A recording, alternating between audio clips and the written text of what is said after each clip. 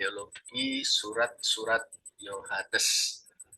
Kita tahu dalam Perjanjian Baru ada 4 bahkan 5 kitab yang dihubungkan dengan Rasul Yohanes dan menurut tradisi ditulis oleh beliau, yaitu kitab Injil, kemudian 3 surat Yohanes, dan satunya lagi adalah kitab Wahyu.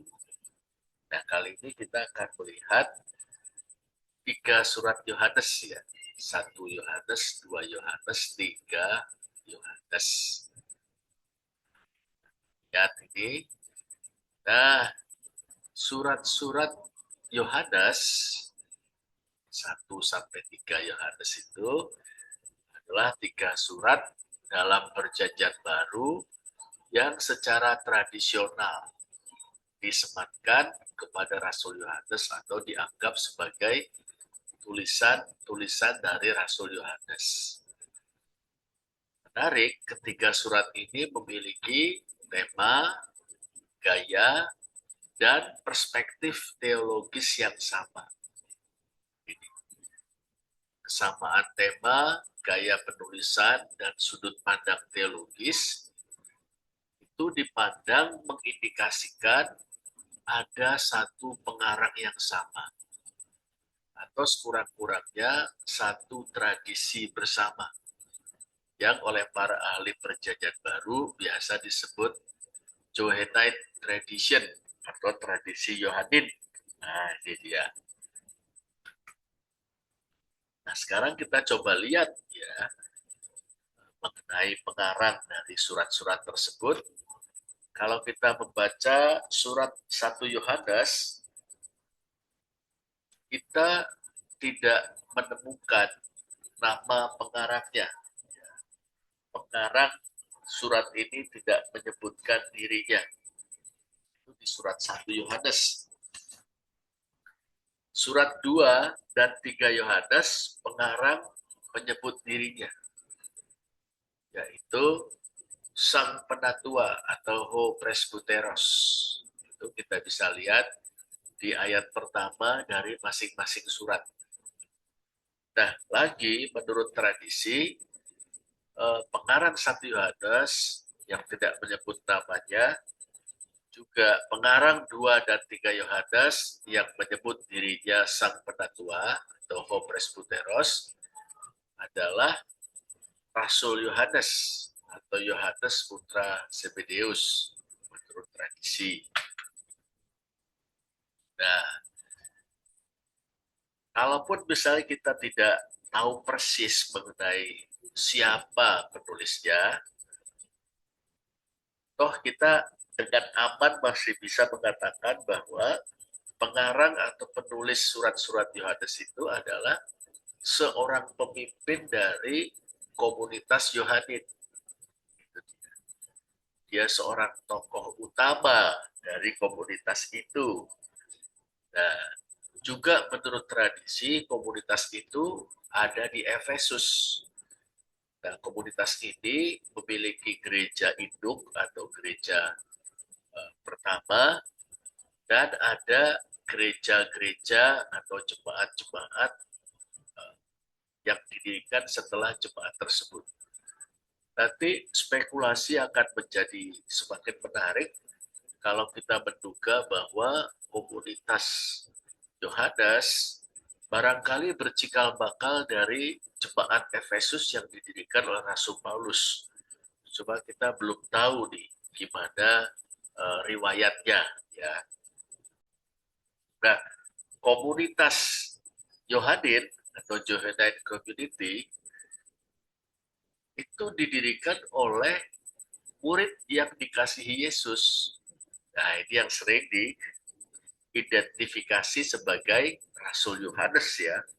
Ini Homatetes Hon Egapa Ho Yesus, murid yang dikasihi Yesus. Sebuah sebutan yang muncul beberapa kali ya, 5 kali ya di dalam Injil Yohanes.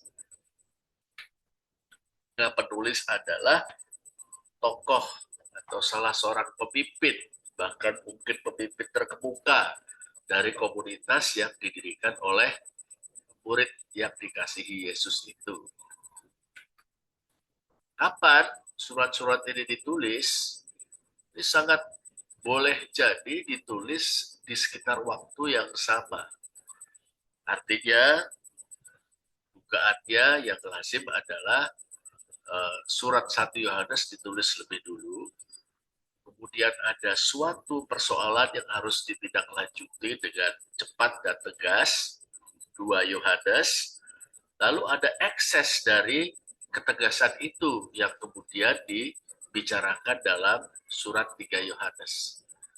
Jadi surat 1 Yohanes ditulis lebih awal, kemudian sikap tegas terhadap konflik yang terjadi berkenaan dengan ajaran itu dibahas dalam 2 Yohanes, lalu ada reaksi yang kita baca dalam surat 3 Yohanes. Nah, ini pada akhir abad pertama. Pada surat-surat itu ditulis untuk kelompok-kelompok yang berdekatan dengan eklekta kuria, ya, ini bunda gereja, ya, nyonya yang terpilih, 2 Yohanes 1 ayat 1, ya, ini dia. Jadi ada suatu gereja induk dan ada komunitas-komunitas di sekitarnya yang didirikan oleh gereja induk tersebut. Nah, mengenai bentuk kesusastraannya, menarik sekali ya. Kalau kita menggunakan ukuran format surat ya, format surat di zaman Perjanjian Baru, surat Yunani Romawi, ya, ada pembukaannya yang menyebut mengenai penulis, lalu siapa yang menjadi pembaca mula-mula, lalu ada salam, kemudian baru batang tubuh atau isi surat, dan diakhiri dengan salam dan berkat. Maka yang terkategori sebagai surat adalah 2 Yohanes dan 3 Yohanes.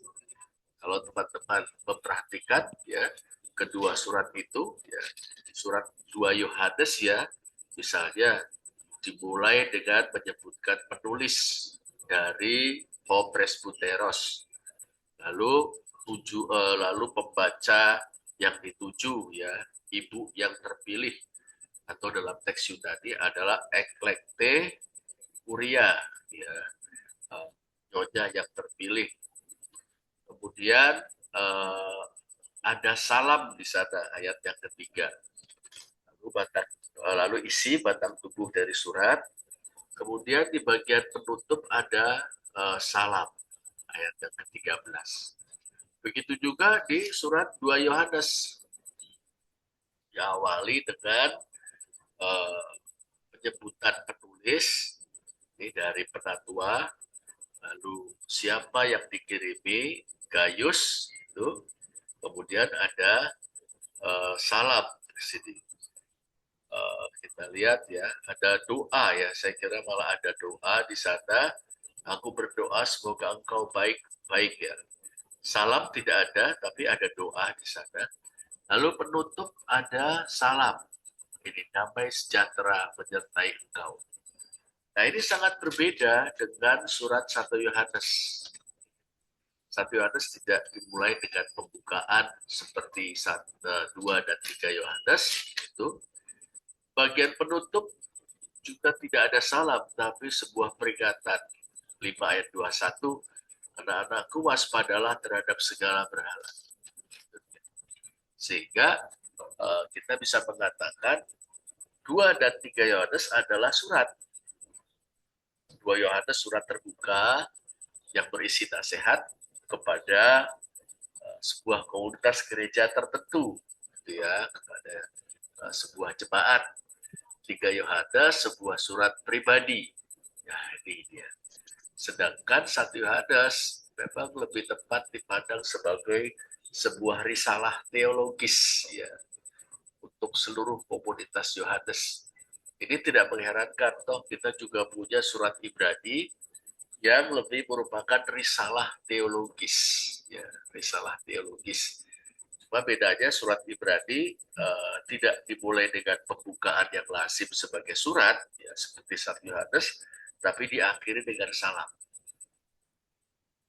Nah, ini ya mengenai genre atau bentuk kesusastraannya. Nah, komunitas Yohanin ini memiliki ideal. Apa idealnya? Yaitu hidup dalam kasih seorang dengan yang lain. Tetap tinggal dalam kebenaran.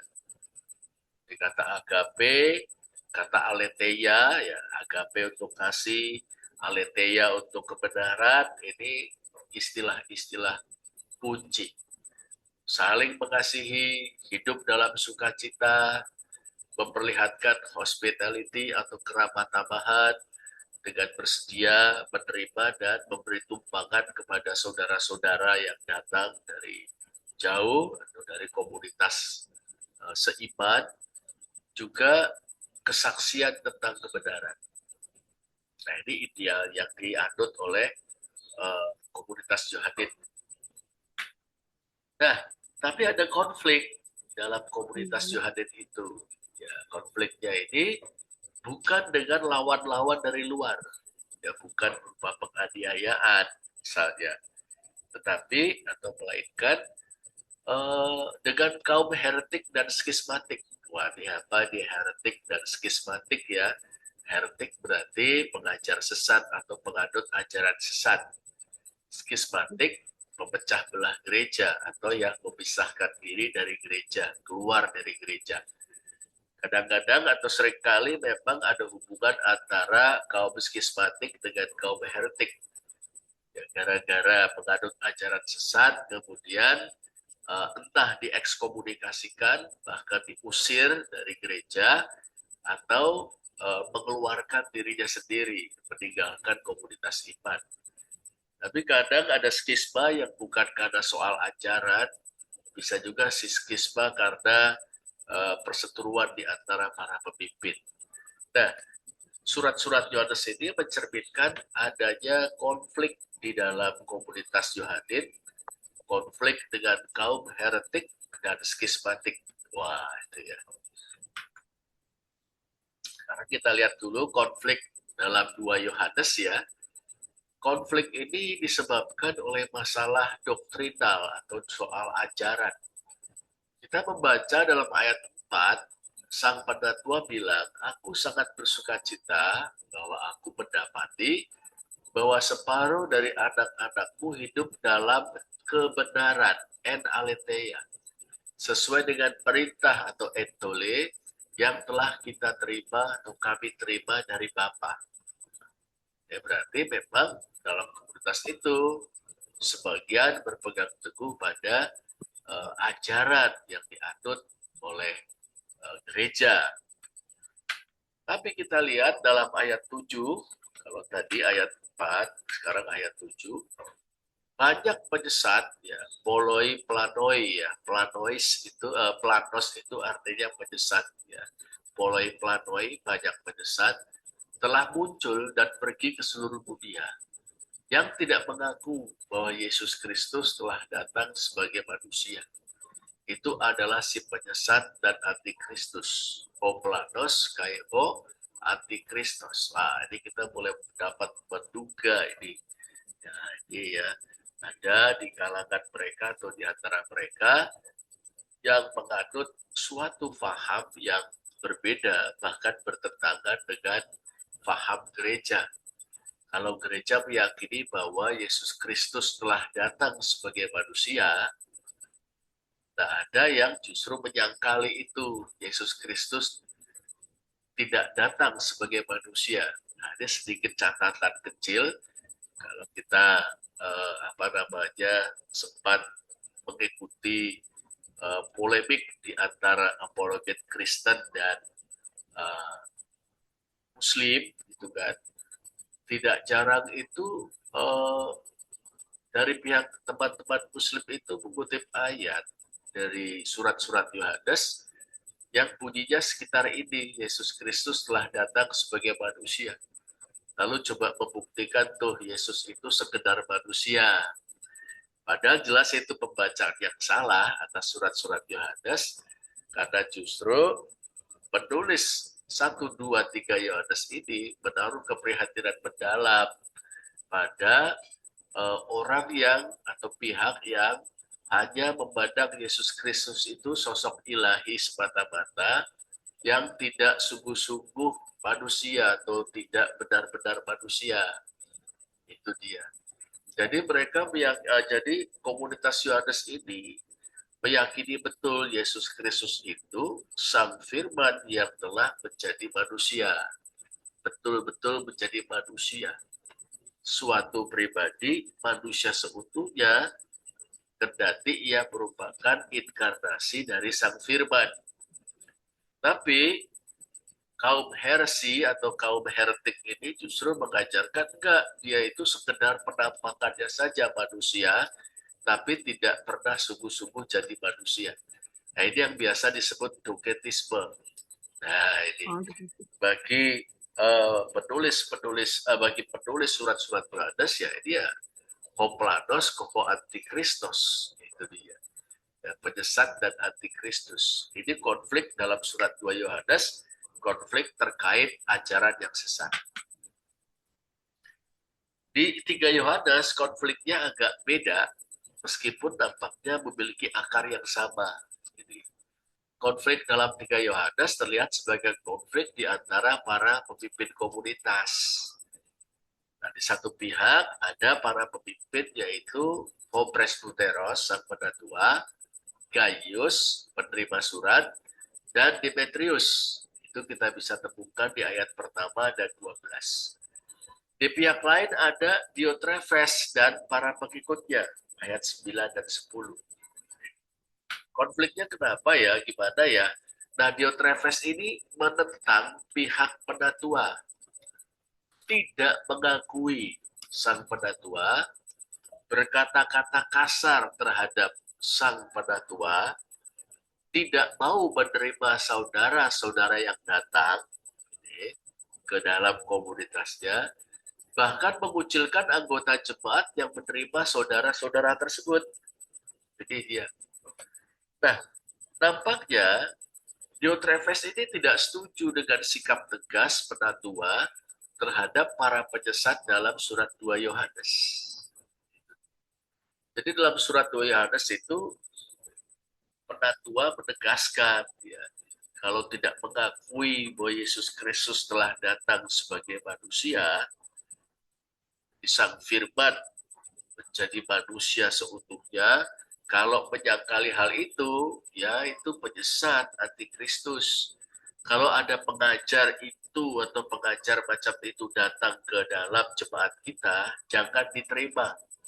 Nah, itu dalam surat Yohanes.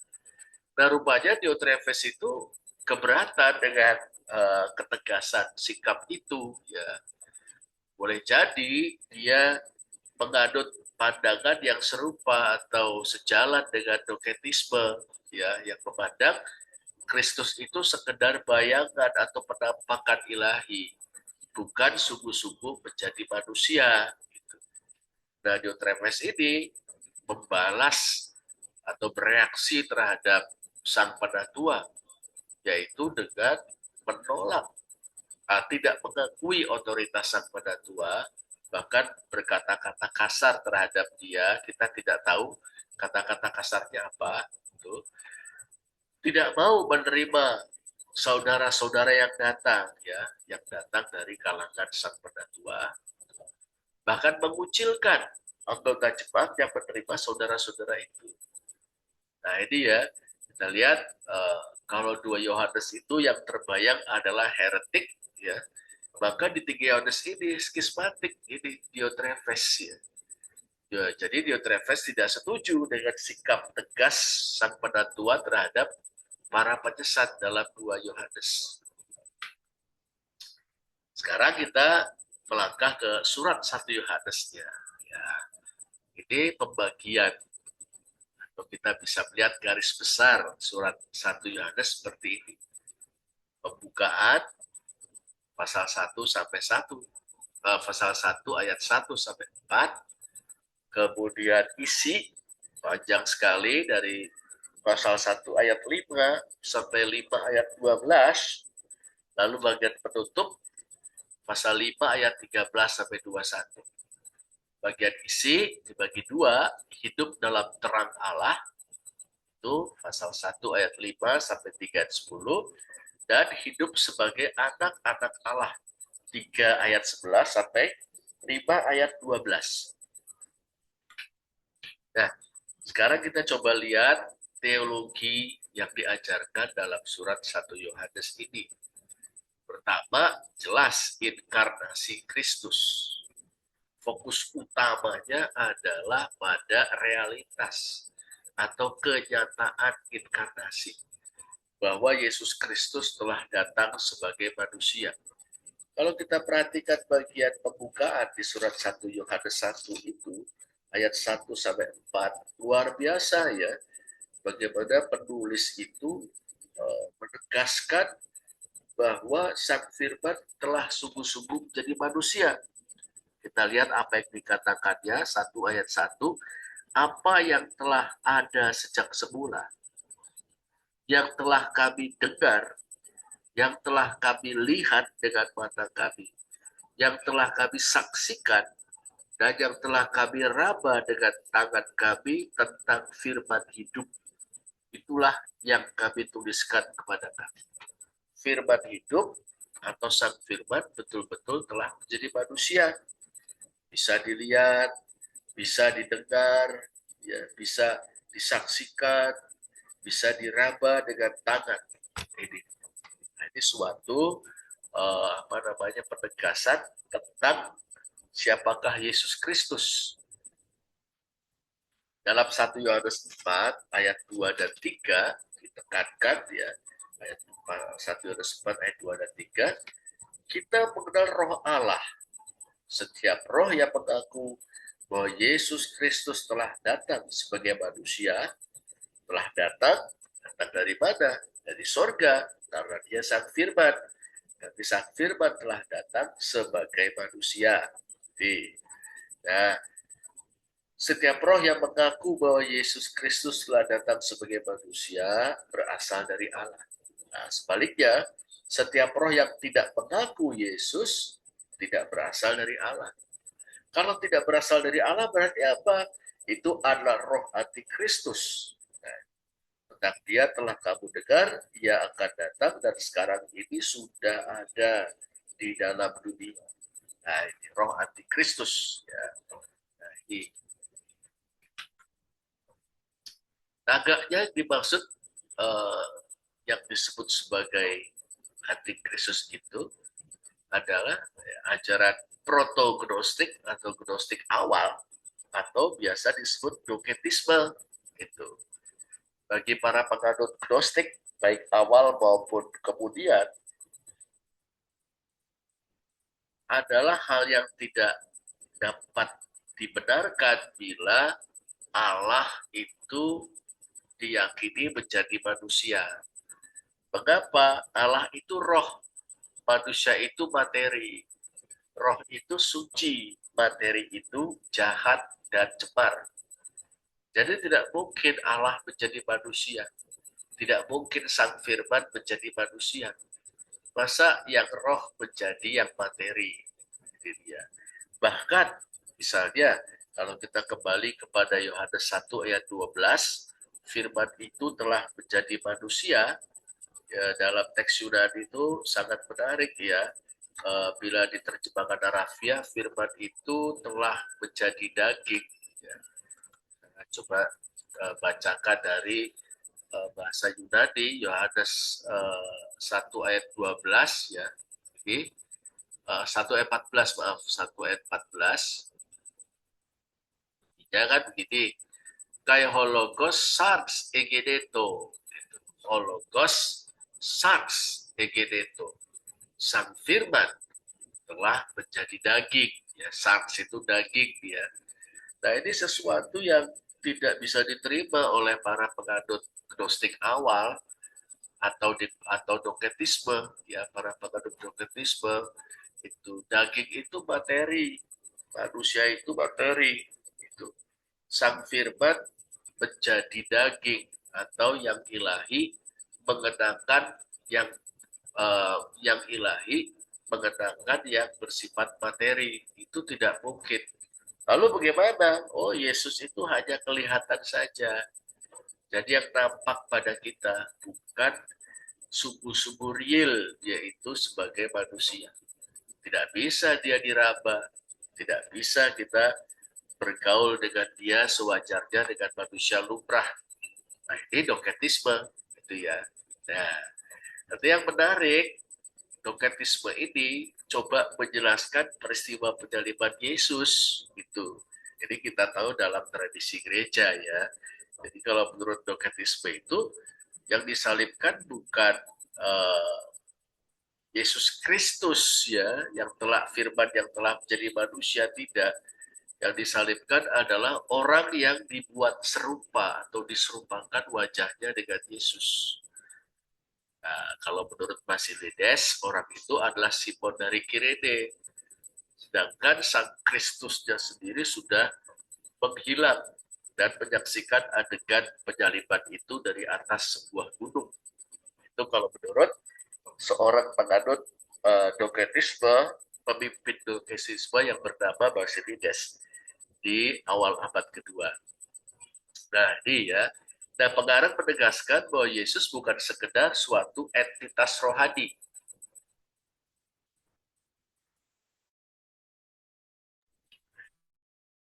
Yesus itu kalau adalah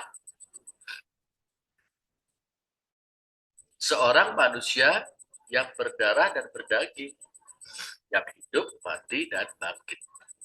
Nah, ini dia. Nah, berikutnya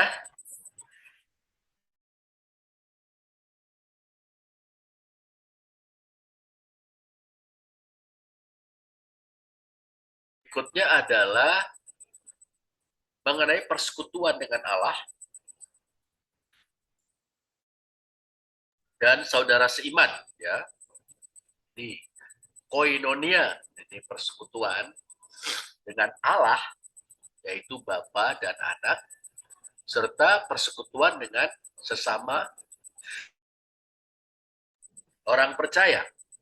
Kita bisa melihat dalam 1 Yohanes 1 ayat 3. 1 Yohanes 1 ayat 3, ini menggambarkan bahwa tujuan dari pemberitaan Injil yang dilakukan oleh para rasul adalah supaya kaum beriman, orang beriman dapat memiliki, atau supaya kita dapat memiliki persekutuan dengan para rasul dan dengan Bapa dan Anaknya.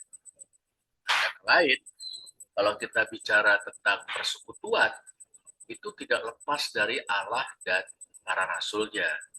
Dalam hal ini kebenaran yang kita terima dari para rasul itu mempersekutukan kita dengan Allah dan mempersekutukan kita dengan saudara-saudara seiman. Nah, persekutuan itu didasarkan pada kebenaran, ketaatan, dan kasih. Berikutnya adalah tentang dosa. Nah, tentang dosa dan pengampunan. Jadi, Rasul atau penulis mengakui realitas dosa. Tapi ia menekankan ada pengampunan yang disediakan dalam Yesus Kristus. Nah, ini kita lihat misalnya dalam 1 Yohanes 1 ayat 8 dan 9. Memang penulis mengharapkan ya supaya para pembacanya tidak lagi berbuat dosa. Tapi jadi kita membaca ini dalam ayat 8 dan 9, jika memang kita kepleset sehingga berbuat dosa, itu ada pengampunan yang disediakan. Jadi, ayat 9 saya kira salah satu ayat yang sangat termasyur. Jika kita mengaku dosa kita, maka ia adalah setia dan adil. Sehingga dia akan mengampuni segala dosa kita dan mencucikan kita dari segala kejahatan.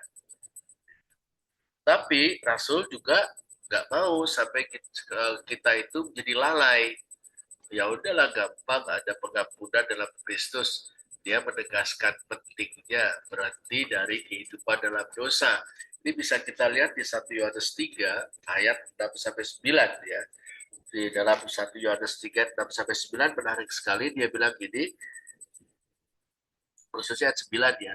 Setiap orang yang lahir dari Allah tidak berbuat dosa lagi.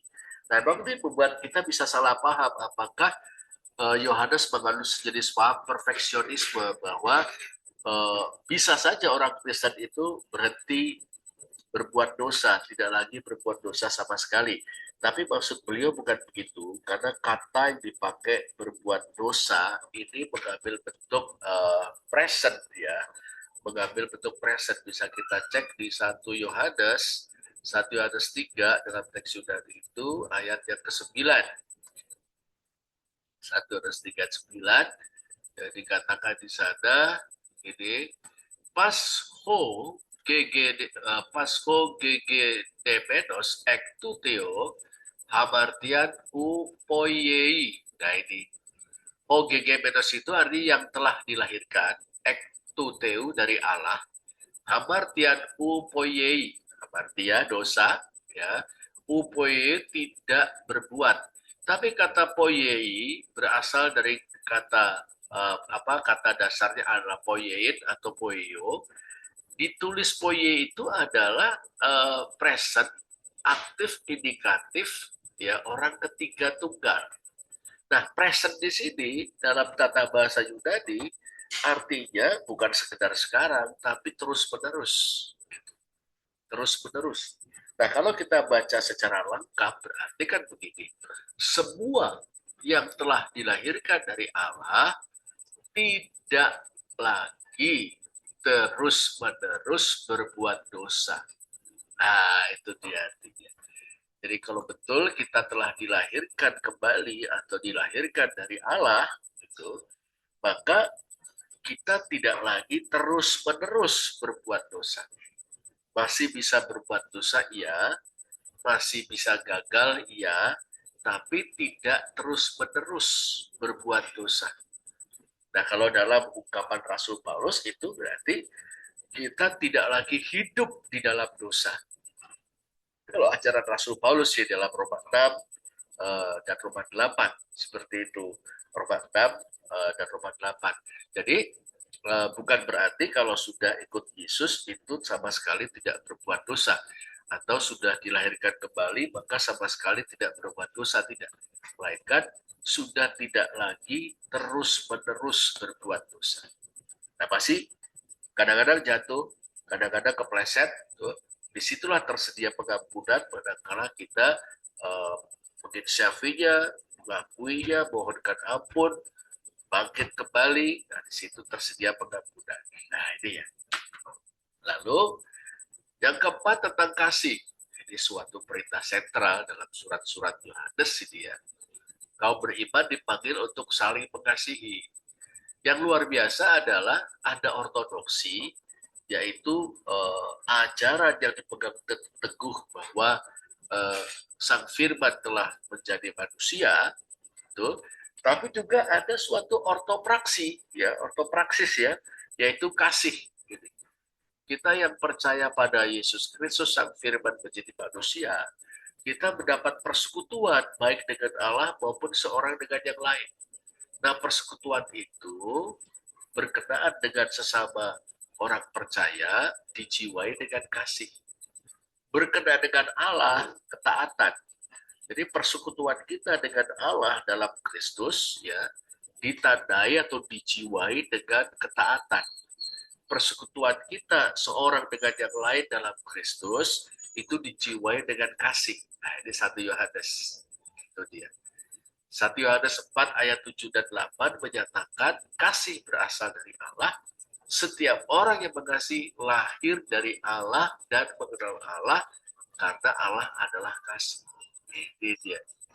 Jadi salah satu tanda dulu Francis Schaeffer, apologet dan filsuf serta budayawan Kristen ya, di tahun 80-an, 90-an itu tulis buku kecil berjudul The Mark of Christianity, tanda dari kekristenan. Beliau mengupas mengenai kasih sebagai tanda dari kekristenan ya, sebagai tanda yang hidup dari kekristenan. Nah, ini dia. Nah, kasih itu bukan sekedar emosi, tapi merupakan wujud nyata dari kepedulian dan perhatian terhadap saudara seiman yang mencerminkan kasih Allah yang rela berkorban. Lalu berikutnya yang kelima, ketaatan pada perintah-perintah Allah. Nah ini ya. Jadi tadi kita melalui iman kepada Yesus Kristus Sang Firman yang telah menjadi manusia, kita memiliki persekutuan dengan Allah. Dijiwai dengan ketaatan, yaitu ketaatan pada perintah-perintahnya. Sedangkan dengan seorang dengan yang lain dijiwai dengan kasih. Berikutnya hikmat dan kebenaran, ini kriteria untuk membedakan ajaran yang benar dan ajaran yang salah. Nah, di sini batu pengujinya adalah benar apa tidak kalau mengakui, mengimani Yesus Kristus Sang Firman yang telah menjadi manusia, betul itu, benar. Tapi kalau tidak, itu nabi palsu, ajaran palsu. Lalu hidup yang kekal, ya, 1 Yohanes 5:13 ini supaya kamu yang percaya kepada nama Allah tahu kamu memiliki hidup yang kekal. Nah, hidup yang kekal itu sudah dinikmati sekarang berupa persekutuan dengan Allah dan orang-orang percaya. Nah, hidup yang kekal itu punya dimensi dimensi kekinian, yaitu persekutuan yang sudah bisa dinikmati dengan Allah dan sesama orang percaya. Kalau ada peringatan tentang guru-guru palsu, ya, yang berintikan peringatan tentang ajaran sesat berupa penyangkalan, mengaku Kristen barangkali, tapi menyangkal Yesus Kristus telah datang sebagai manusia. Nah, ini ya, itulah kurang lebih yang bisa kita lihat teologi dari Injil Yohanes, surat 1 Yohanes ya.